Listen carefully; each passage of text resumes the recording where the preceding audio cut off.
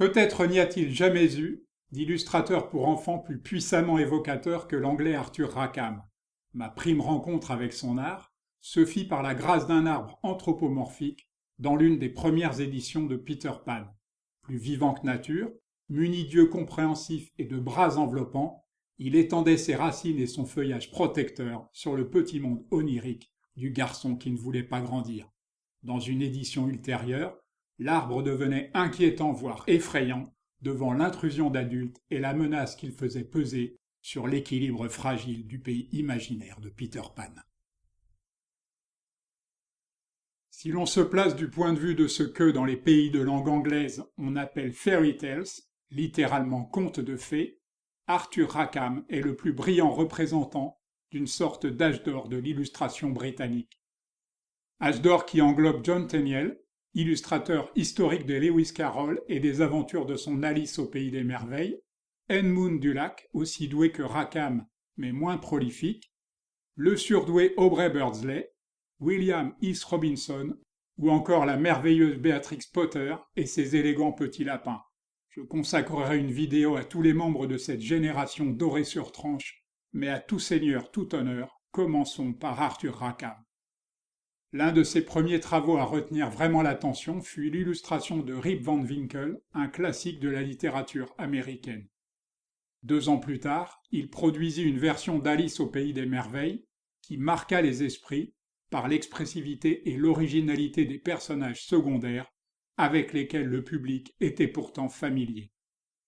Il s'attaqua l'année suivante au Songe d'une nuit d'été de William Shakespeare, immense classique du théâtre, qui a inspiré plus de peintres que d'illustrateurs, mais rien ne semblait rebuter Arthur Rackham.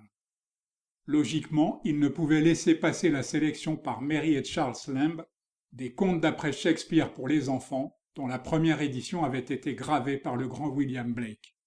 Ils sont nombreux, celles et ceux qui ont entrepris de suivre Gulliver dans ses fameux voyages en pays lointains, mais j'avoue un faible pour la version produite par l'illustrateur, dont je me dis qu'elle aurait plu à l'auteur. Après Shakespeare et son Ophélie, la Maude Fouquet et son Ondine, qui espérait en épousant un chevalier acquérir l'âme dont elle était fort dépourvue. Larousse choisira la version de Rackham pour une traduction française.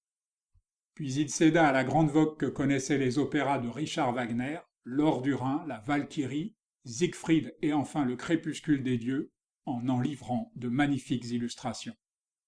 La romance arthurienne lui offrit la matière de nouveaux morceaux de bravoure pour lesquels il sut retrouver la magie brumeuse des grands maîtres chinois, un peu comme s'il avait peint sur de la soie. Dans un recueil d'une vingtaine de ballades traditionnelles anglaises illustrées, Arthur Rackham se montra particulièrement à son aise, voyez ce pauvre greffier qui se laisse séduire par une sirène et en mourra. Sa technique de dessin sec et nerveux à la plume et à l'encre, puis rehaussé d'aquarelle, fit merveille dans cette sélection de contes de fées irlandais par l'écrivain James Stephens, féru de légendes celtiques. Au bout du compte, aucun des grands classiques de la littérature enfantine n'aura échappé à son trait incisif et la douceur de son pinceau, Cendrillon, La Belle au bois dormant ou encore Le joueur de flûte.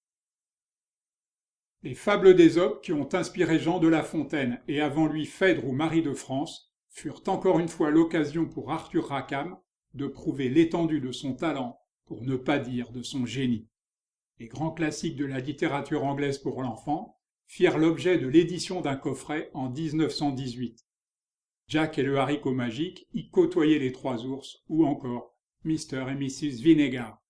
Mais c'est dans les illustrations noir et blanc taillées au scalpel pour une compilation posthume des contes d'Edgar Poe qu'Arthur Rackham a peut-être livré sa vérité, un art épuré à l'extrême d'une inaltérable modernité.